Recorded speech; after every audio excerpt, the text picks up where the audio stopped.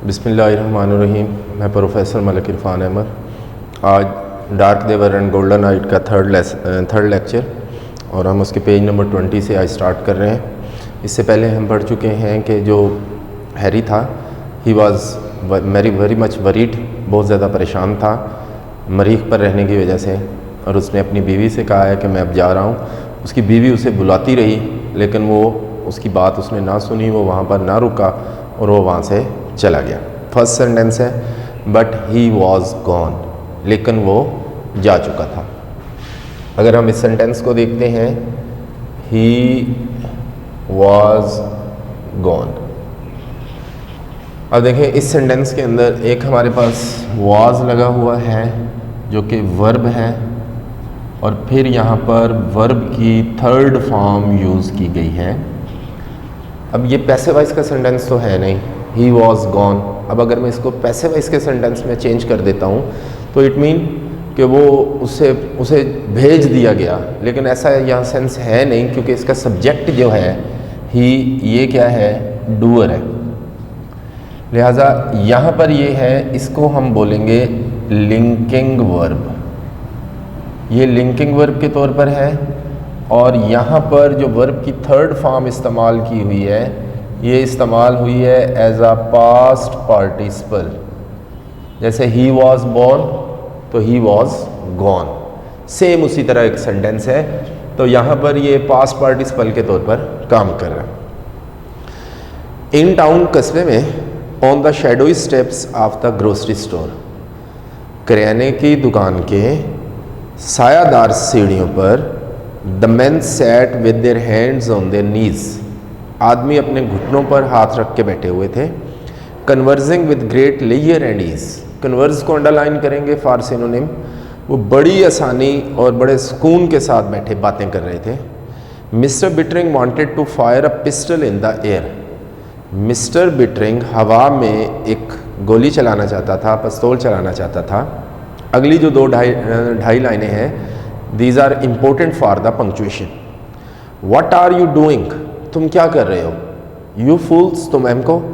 ही thought, उसने सोचा, यानी ये बात उसने कही नहीं है, ये बात उसने अपने जहन में सोची कि तुम बेवकूफ़ लोग यहाँ पे क्या कर रहे हो। सिटिंग हेयर, यहाँ बैठे हुए। You have heard the news, क्या तुमने खबर सुनी। और उसके आगे डैश, इसका मतलब है कि वो न्यूज़ को एक्सप्लेन करने वाला है।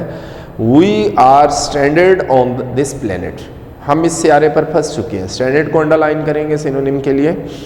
वेल, मूव, हरकत करो। Are not you frightened. अब ये जो सेंटेंस है ये सेम इसी स्ट्रक्चर का है कि फ्राइटेंड पास्ट पार्टिसिपल के तौर पर, वर्ब की थर्ड फॉर्म के तौर पर यहाँ पर यूज हुआ है। क्या तुम डरे हुए नहीं हो। आर नॉट यू अफ्रेड, क्या तुम खौफजदा रही हो। What are you going to do, तुम यहाँ क्या कर रहे हो। हेलो हैरी, सेड एवरीवन, हर एक ने कहा हेलो हैरी। लुक, देखो, ही सेड टू देम, उसने उनसे कहा। You did hear the news, तुमने खबर सुनी है। द अदर डे, एक दिन। डिडंट यू, क्या तुमने नहीं सुनी। अब अगर हम इस सेंटेंस को लिख लेते हैं, you did hear the news comma the other day, और फिर कोमा, और उसके आगे लिखा हुआ है डिड नॉट, डिडेंट यू। अब देखें, पहली बात तो यह है कि यहां वर्ब से पहले, इससे पहले डिड लग गया। इसका मतलब टोटल फोकस किसके ऊपर है, हेयर के ऊपर है। एक, अब ये वाला जो सेंटेंस है यहां से लेकर यहां तक, एक तो ये पॉजिटिव सेंटेंस है, और दूसरा पॉजिटिव के साथ साथ इसमें कोई इंटेरोगेशन नहीं है। अगला सेंटेंस देखें, ये वाला सेंटेंस नेगेटिव भी है और इंटेरोगेटिव भी है, दोनों क्वालिटीज इसके में एग्जिस्ट करती है। ये रूल हमने लास्ट लेक्चर में भी पढ़ा था कि अगर आपका ये वाला सेंटेंस पॉजिटिव होगा तो अगला इंट्रोगेटिव भी होगा, नेगेटिव भी होगा, क्योंकि उसके अपोजिट आना है बिल्कुल। अगर ये नेगेटिव होगा या इंट्रोगेटिव होगा तो उसका सेंटेंस अगला जो होगा वो बिल्कुल उसके अपोजिट होगा। और इसमें सिर्फ और सिर्फ सब्जेक्ट और हेल्पिंग वर्ब एग्जिस्ट करता है, इसमें बाकी नहीं है। इसका मतलब ये हुआ कि ये सारे का सारा सेंटेंस है, ये इसका भी हिस्सा है। तो इस किस्म के सेंटेंस को हम क्या बोलते हैं? इस किस्म के सेंटेंस को हम बोलते हैं टैग क्वेश्चन का नाम देते हैं। तो ये टैग क्वेश्चन हो गया। वंस अगेन, दे नोटेड, उन्होंने हाँ में सर हिलाया, एंड लाफ्ड, और वो हंसे। श्योर श्योर हैरी, यकीनन यकीनन Harry. What are you going to do about it, तुम इसके बारे में क्या करने वाले हो? डू हैरी, करना है हैरी, डू करना है। आखिर पर क्वेश्चन मार्क, इन दोनों डू के ऊपर क्या है? स्ट्रेस है।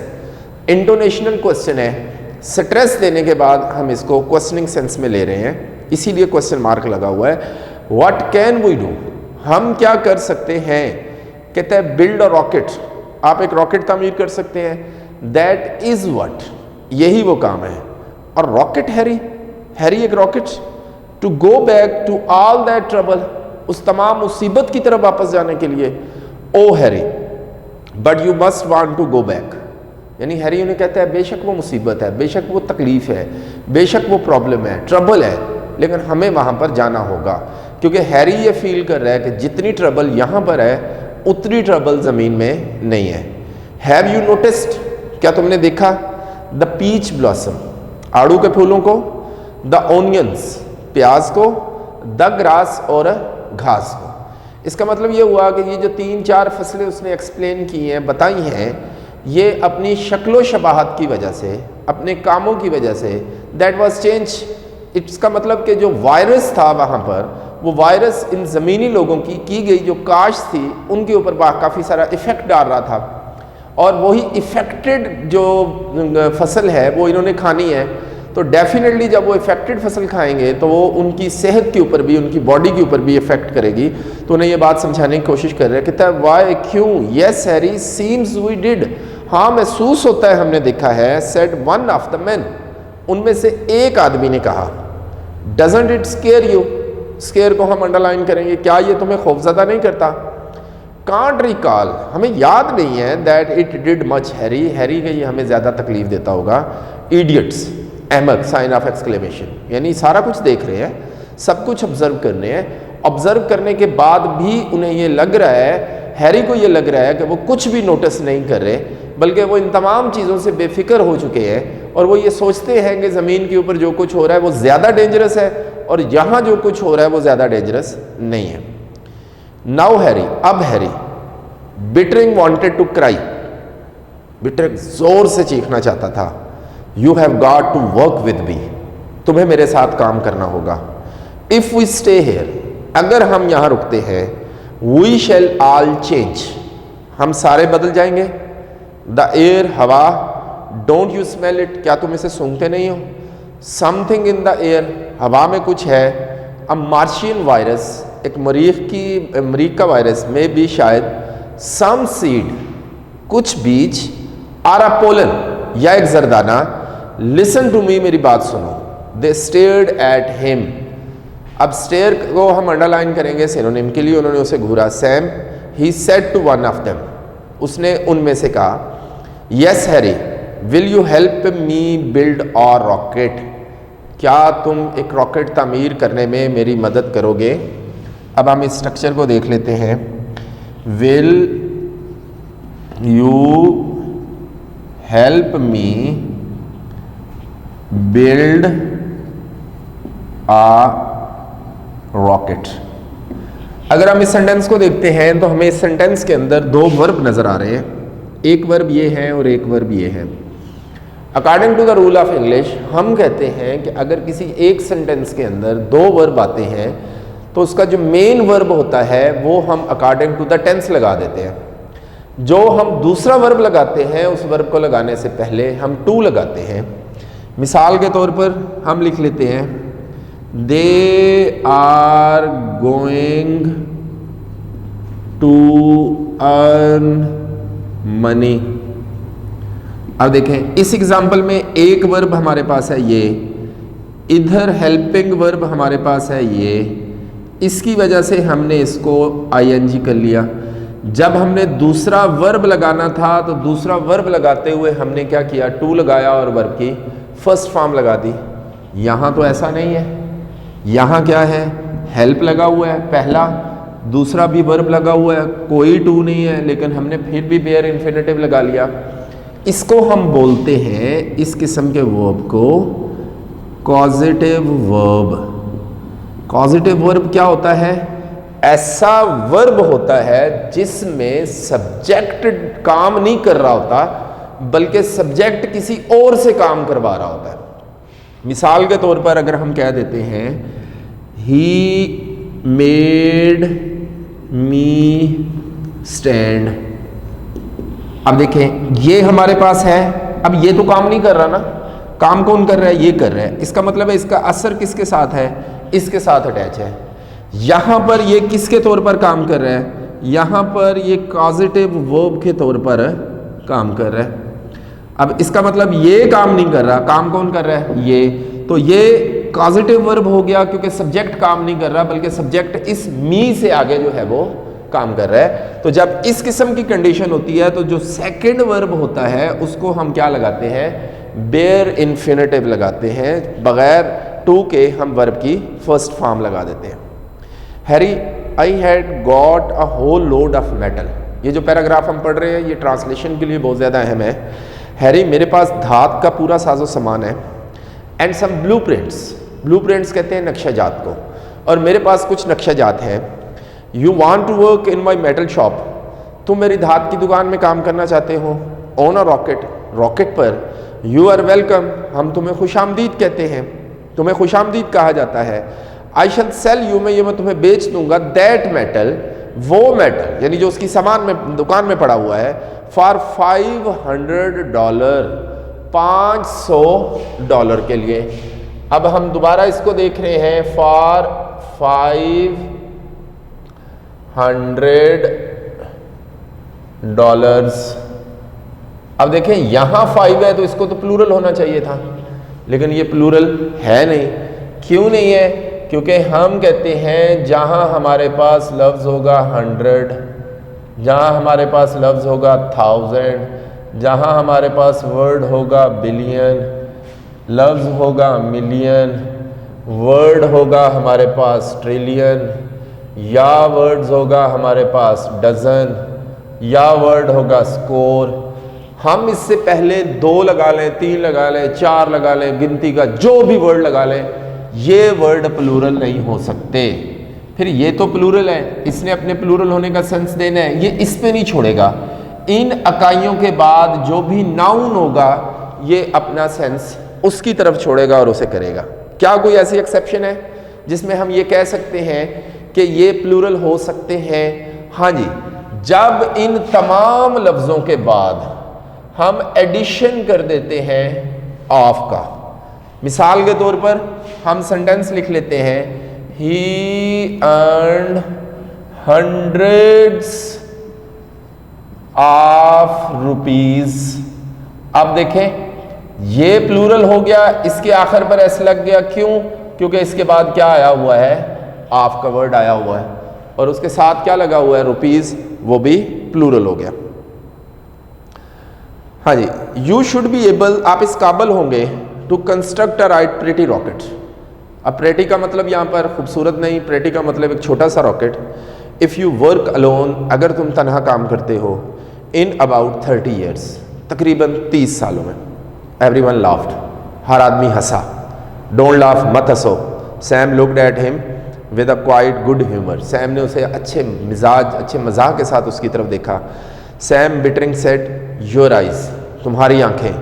What about them Harry, Harry उन्हें क्या हुआ है? Didn't they use to be grey, क्या वो सुरमई नहीं हुआ करती थी? वेल, अच्छा, नाउ, अब आई डोंट रिमेंबर, मुझे याद नहीं है। दे वर, वो थी। वर नॉट दे, क्या वो नहीं थी? सेम वही टैग क्वेश्चन, दे वर पॉजिटिव है। अगला सेंटेंस उसने क्या किया है, नेगेटिव भी कर दिया और उसके साथ साथ इंटेरोगेटिव भी कर दिया। Why do you ask Harry, Harry तुमने ऐसा क्यों पूछा? बिकॉज, क्योंकि now they are kind of yellow coloured, क्योंकि आप वो पीले रंग की हो गई हैं। Is that so Harry? Harry क्या ऐसा ही है? सैम सेड कैजुअली, सैम ने बड़े सरसरी से अंदाज से कहा, and you are taller and thinner, तुम अब पतले भी हो चुके हो और लंबे भी हो चुके हो। You are taller and thinner, ये कौन सी डिग्री, ये कौन सी डिग्री? ये दोनों की दोनों हमारे पास हैं कंपैरेटिव डिग्री। अगर ये कंपैरेटिव है तो हमने पढ़ा हुआ है कि जब हम कंपैरेटिव डिग्री यूज करते हैं तो दो चीजों के दरमियान हम कंपैरिजन करते हैं, तो दूसरी किधर है? दूसरी तो है ही नहीं, देन तो लगा ही नहीं, फिर हम कंपैरिजन किसके साथ कर रहे हैं? हम कंपैरिजन कर रहे हैं इसी की जो दो कंडीशंस हैं उसी के साथ हम कंपैरिजन कर रहे हैं। जब किसी एक ही चीज की दो कंडीशंस होती हैं तो तब हमें उसकी अगली जिसके साथ हम कंपैरिजन कर रहे होते हैं हमें लिखने की जरूरत नहीं होती। तो लिहाजा उसने उसकी पहली कंडीशन के साथ बात की है तो हम उसके लिए उसकी अगली कंडीशंस नहीं लिखेंगे। You might be right Harry, Harry तुम शायद ठीक हो। Sam you shouldn't have yellow eyes, Sam तुम्हारी आंखें पीली नहीं होनी चाहिए। Harry what colour of eyes have you got, तुम्हारी आंखों का रंग कौन सा है? सैम सेड, सैम ने कहा, माई आइज, मेरी आंखें, they are blue of course, यकीनन वो नीले रंग की हैं। हेयर यू आर, अब तुम पकड़े गए Harry. Sam handed him a pocket mirror, Sam ने उसे एक जेबी शीशा जो था वो थमाया। Take a look at yourself, अपने आप की तरफ देखो। Mr Bittering hesitated, Mr Bittering हिचकिचाया, and then raise the mirror to his face, फिर उसने उस शीशे को अपने चेहरे तक बुलंद किया। देर वर लिटल, वहां छोटे छोटे, वेरी डिम फ्लेक्स, फ्लेक्स को अंडरलाइन करेंगे, धब्बे, बहुत मबम से धब्बे मौजूद थे, ऑफ न्यू गोल्ड, सुनहरी रंग के, captured in the blue of his eyes, और उसकी आंखों की नीलाहट के ऊपर वो कब्जा किए हुए थे। Now look what you have done, अब देखो तुमने क्या किया। Said Sam a moment later, Sam ने एक लम्हा के बाद कहा, you have broken my mirror, तुमने मेरे शीशे को तोड़ दिया। जैसे ही उसने उसे शीशा पकड़ाया ना, उसने शीशा ऊपर की तरफ किया, अपनी आंखों का रंग देखा, उसे लगा कि हल्के हल्के धब्बे जो हैं पीले रंग के उसकी आंखों की नीलाहट के ऊपर गलबा पाए हुए हैं, और ये अलामत थी दैट वाज ऑफ डिजीज, बीमारी की। तो खौफ की वजह से उसके हाथ से वो शीशा जो छूटता है वो नीचे गिरता है और वो टूट जाता है। तो उसने उसके लिए कहा, नेक्स्ट पैराग्राफ जो है वो इंपॉर्टेंट है, कहता है ट्रांसलेशन के लिए, Harry Bittering moved into the metal shop, Harry Bittering उस धात की दुकान में गया, and began to build the rocket, और उसने रॉकेट तामीर करना शुरू किया। Man stood in the open door, आदमी उस खुले दरवाजे में खड़े थे, and talked and joked without raising their voices, अपनी आवाज़ों को बुलंद किए बगैर वो बातें कर रहे थे और मजाक कर रहे थे। वंस इन अ वाइल, एक आध दफ़ा, they gave him a hand, वो उसका हाथ बटा देते, ऑन लिफ्टिंग समथिंग, कोई चीज़ उठाने में, बट मोस्टली दे जस्ट आइडल्ड, लेकिन ज़्यादातर वो निकम्मे थे।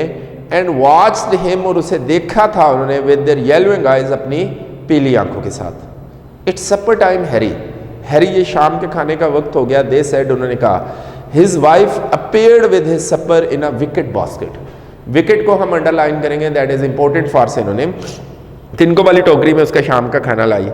आई वुड नॉट टच इट, मैं इसे छूऊंगा भी नहीं।